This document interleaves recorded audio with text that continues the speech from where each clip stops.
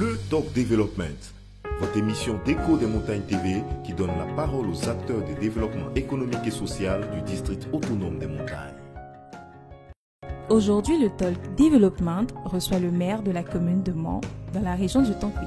Je suis Aboubakar Fofana, maire de la commune de Mans. Pourquoi avez-vous décidé de devenir maire de Mans?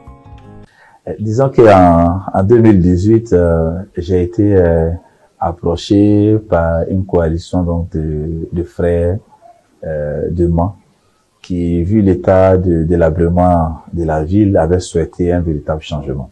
Et nous avons accepté cette invitation de pouvoir franchir le pas depuis le monde professionnel des affaires dans lequel nous étions, à franchir le pas donc pour nous retrouver dans le monde politique, mais je dirais plutôt dans le monde du développement.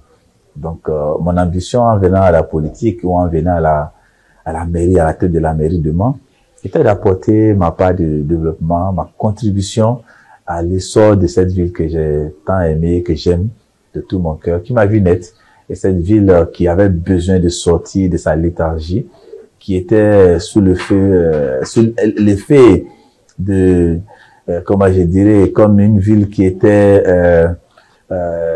tétanisée, bloquée, restée dans le passé, et j'avais besoin d'apporter ma contribution. Quelles sont les réalisations à votre actif? Vous savez, quand nous arrivions à la tête de la ville de Mans, les besoins étaient énormes et de diverses formes. Nous avions des besoins au niveau donc des infrastructures. Ces infrastructures économiques, par exemple. Le marché de Mans avait brûlé plus de 20 ans quand nous arrivions aux affaires. Et ce marché, nous avons entrepris sa construction et il est réalisé aux 2/3 aujourd'hui. Nous avons aussi construit des marchés de proximité à Libreville, au quartier Blocos et aussi à Doyaguné qui est en pleine finition. Au niveau des infrastructures toujours économiques, on a travaillé sur l'abattoir parce que l'abattoir de Mans tel que nous l'avons trouvé était dans un état d'insalubrité inacceptable et donc nous avons construit un nouvel abattoir. Il y a une nouvelle gare routière qui est en train de voir le jour du côté de Krikouma. Nous avons aussi des besoins en termes d'infrastructures au niveau administratif. L'ancienne mairie était totalement délabrée. Il fait aujourd'hui l'objet d'une réhabilitation. Nous avons construit une nouvelle mairie qui fait la fierté de notre ville, je pense en tout cas, et les populations n'en diront pas le contraire. C'est l'hôtel communal de Mans avec une salle de mariage qui peut accueillir plus de 200 invités.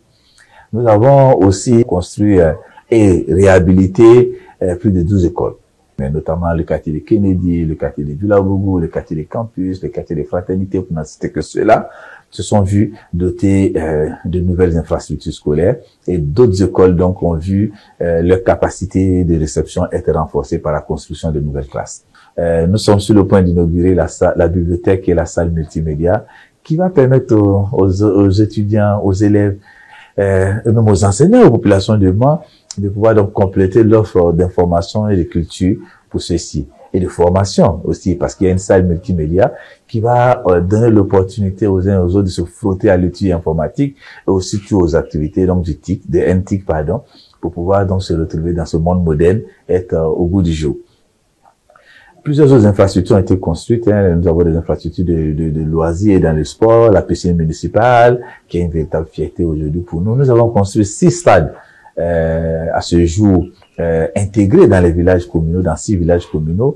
Le 7e est en cours de construction, bientôt à Donfleur, et nous allons aussi construire celui des Ailés, et tout cela sera livré dans les semaines à venir.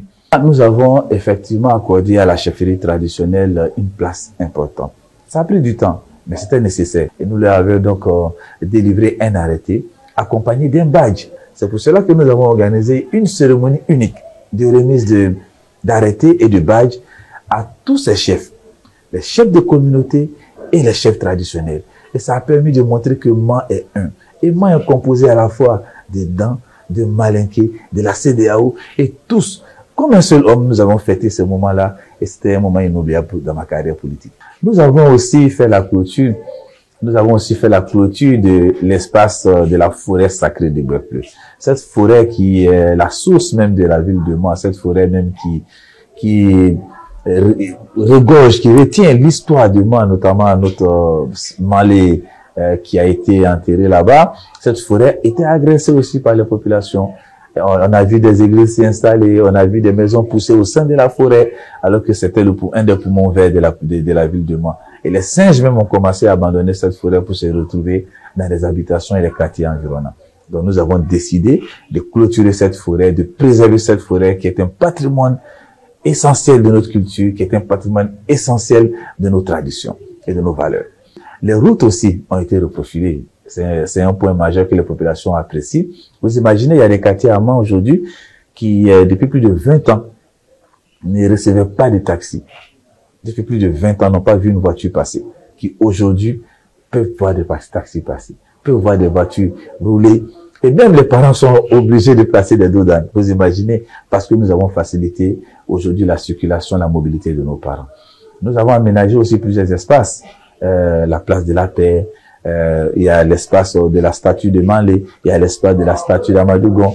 D'autres espaces aussi sont en cours et nous pensons que nous allons pouvoir améliorer tout ça.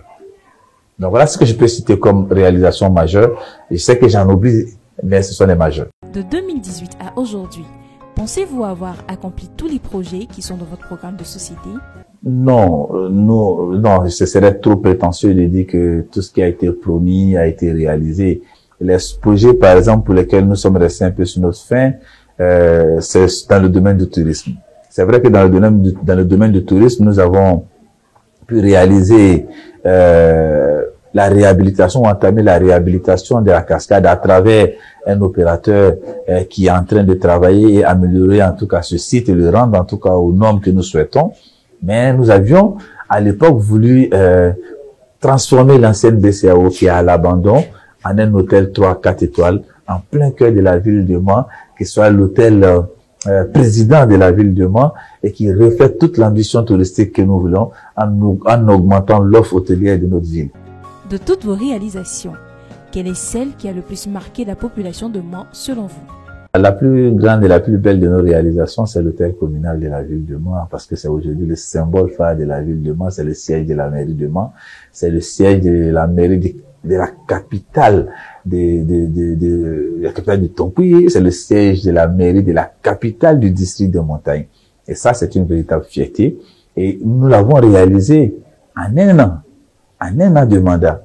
Il a été inauguré en octobre 2019 par feu le Premier ministre Amadou Coulibaly, alors que nous avons été élus en octobre 2018. C'est une prouesse et c'est un joyau architectural qui a été construit avec plus de 500 millions de nos francs, mais réalisé entièrement sur le budget communal. J'insiste, parce que contrairement à ce que j'entends ça et là, mais cet ouvrage-là n'est pas un don de qui que ce soit, c'est une réalisation sur le budget communal et donc la fierté des Manois parce que c'est leur argent qui a travaillé. Vous êtes candidat aux élections municipales à venir. Pensez-vous pouvoir être élu de nouveau au vu de tout ce que vous avez déjà accompli? Nous avons effectivement fait des réalisations jamais égalées dans l'histoire de la commune de Mans. Nous avons relevé le défi du développement, en tout cas, pour ce que nous pouvions faire en 5 ans. Nous l'avons fait. Tout n'est certes pas parfait. Bien sûr, les populations ont des sujets quand même de récrimination. Mais si on devait regarder seulement les réalisations, nous pensons que nous devons être réglés aisément.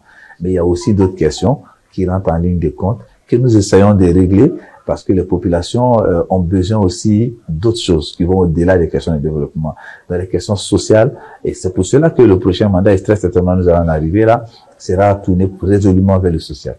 Quels sont vos projets pour ce deuxième mandat? La question des infrastructures va continuer. Ça va être une trame, ça va être le socle sur lequel nous allons continuer à travailler. Mais nous aurons 3 grands piliers qui vont soutenir donc ou maintenir cette belle maison, cette belle bâtisse de développement que nous voulons construire. Le premier des piliers, ce sera l'autonomisation des femmes. Quand vous touchez les femmes, vous touchez directement la famille. Et donc les femmes verront leur budget augmenter. Je ne parle pas de dizaines de millions, la dizaine de millions que nous mettons à leur disposition, chaque année. Je parle en termes de centaines de millions qui vont être mis à la disposition des femmes comme moyen de les aider à s'autonomiser, à investir dans les projets générateurs de richesse, de revenus. Et ça, nous serons à leur côté pour cela. Le deuxième pilier, c'est cette autre frange de la population qui est la jeunesse, non moins importante. Et nous nous engageons à le faire à travers la mise en place de fonds et l'accompagnement aussi de cette jeunesse-là à obtenir en tout cas leur place, une place de choix dans le tissu économique et social de notre pays. Nous avons distribué 150 permis. Cette année, nous allons distribuer 100 permis. Ça fait en tout 250 permis pour ce premier mandat. Nous pensons pouvoir doubler ce chiffre dans le second mandat pour la jeunesse, sans compter les différents projets dans l'agriculture, dans le transport et dans l'élevage que nous allons lancer au profit de la jeunesse de Mans. Et le troisième pilier qui va soutenir en tout cas notre action dans ce second mandat, ce sera l'embellissement de la ville. Nous allons rendre la ville belle. Nous allons dégager les artères. Nous allons permettre à la ville de respirer. Et surtout sur la question donc de la ville verte, de la ville nouvelle, de la ville qui revêt en tout cas la question du développement durable sera mis au cœur de notre action. Donc l'embellissement de la ville dans un cadre de développement durable, dans un contexte de développement durable, sera aussi le troisième pilier de notre développement. En prélude aux élections municipales du 2 septembre 2023, quel message pouvez-vous adresser à la population de Mans? Je souhaite que ces élections soient une opportunité, une occasion en tout cas de paix, de fraternité. Chacun de nous va concourir parce que chacun de nous aime la ville de Mans. Tous les candidats ont la prétention en tout cas d'aimer la ville de Mans. Et donc, ça doit pouvoir être facile pour chacun d'entre nous. Il faut que ça soit un moment de réjouissance et un moment de débat, de proposition. Qu'est-ce que je peux faire? Qu'est-ce que j'ai déjà fait?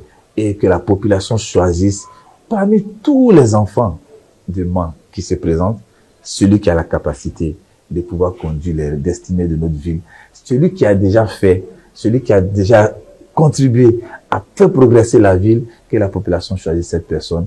Parce que c'est ce qui est important. Nous aimons tous Mans. Nous sommes tous fils de Mans. Mais que le meilleur, c'est celui qui s'investit davantage et qui utilise l'argent, le bien commun et le retourne correctement, effectivement, à la population. Le Top Development, votre émission d'Écho des Montagnes TV qui donne la parole aux acteurs du développement économique et social du district autonome des montagnes.